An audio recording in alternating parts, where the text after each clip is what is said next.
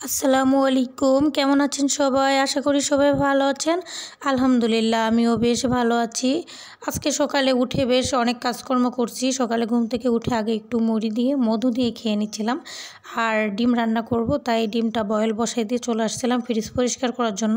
বড় ফ্রিজটাতে মনে হয় প্রবলেম হয়েছে, একদম আর কি অতিরিক্ত বরফ জমে পুরো বন্ধ হয়ে গেছে। তো 2 দিন আগে বন্ধ করে রাখছি। আজকেও পরিষ্কার করতে যে অনেক কষ্ট হয়েছে, একা সম্ভব না। পাশের বাড়ির ভাবি আসছিল, ওনাকে দিয়ে পরিষ্কার করালাম আর কি, আমি সাথে ছিলাম। আর উনি যখন আমি এগুলো সব নামিয়ে ওনাকে বলছিলাম, উনি একটু পরিষ্কার করতেছিল, তখন আমি চলে আসলাম রান্না করতে, যেহেতু রান্নাবান্না করা লাগবে। বাবুকে ফোনটা দিয়ে বসাই দিচ্ছিলাম, ও খেলা করছিল আর কার্টুন দেখছিল। তো আমি চলে আসছি রান্না করতে। বাবুকে সকালে কিন্তু খাইয়ে দিয়ে পরে আমি সকালে প্রথম কাজ শুরু করি।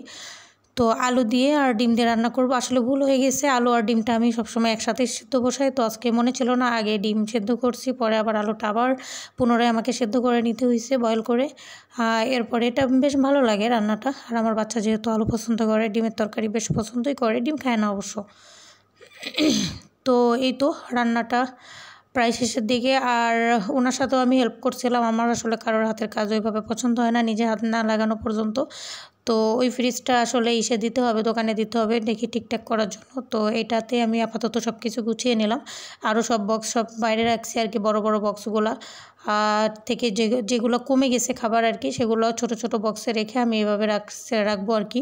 সব বের করে রাখছি, কারণ ফ্রিজ এটা ছোটো, সব কিছু ধরবে না। তো আসলে সকাল থেকে উঠে কাজের কোনো শেষ নাই, আর টেনশন ছিল যে আজকে এতগুলো কাজ করতে হবে। আমি কিন্তু 2 দিন আগে এক আপাদের বাসায় গিয়েছিলাম, ভিডিওতে দিয়েছিলাম। তো ওই বাসায় এই খরগোশটা দেখছিলাম, আমার এত ভালো লাগছে, এত কিউট। এগুলো আসলে দেখতে অনেক ভালো লাগে, কিন্তু আমার বাচ্চা পালতেই আমি হয়রান, একদম 12টা বেজে যায়, এগুলো করব কখন। তো যাই হোক, গতকালকে কিন্তু আমি কিছু গাছ লাগিয়েছি, যে এটা হচ্ছে ড্রাগন গাছ, আমার হাজব্যান্ড নিয়ে এসে লাগিয়ে গেছিলো ছোট্ট একটা টবে। তো ওখান থেকে দেখলাম শিকড় গজিয়েছে, পরে আমি বড় টবগুলোতে লাগালাম। আর এই যে পুদিনা গাছ, আরও 2-3টা টবে পুদিনা গাছ লাগাইছি আমি। তো এই তো সিঁড়ি টিড়ি দেখেন কী অবস্থা, এক ধারা বৃষ্টি নামে না, খুবই খারাপ অবস্থা। গতকালকে সুপার ফোমে আজমি আমার ছেলে আর কি হিসু করে দিছিল, তো ওটা রোদ্রে দিছিলাম, পরে বৃষ্টি এসে পুরো ভিজে চপচপে অবস্থা। তো এগুলো আজকে আমি আবার রোদ্রে দিছি। আর এই দেখেন আবহাওয়াটা মানে ভালো লাগছে, বেশ মেঘলা মেঘলাও আছে, আবার আকাশটা পরিষ্কার নীল হয়ে আছে, জায়গায় জায়গায় অন্ধকার, অন্যরকম লাগছিল আসলে। আর আমাদের বাড়ির চারপাশে অনেক গাছপালা, আর ভাবলাম যে আসলাম ছাদে একটা পেয়ারা পেড়ে খাই, সেভাবে আসলে হয়ও না। আমাদের গাছের পেয়ারা খেতে অনেক মজা, খুবই মুসমুসে, ভালো লাগে বেশ।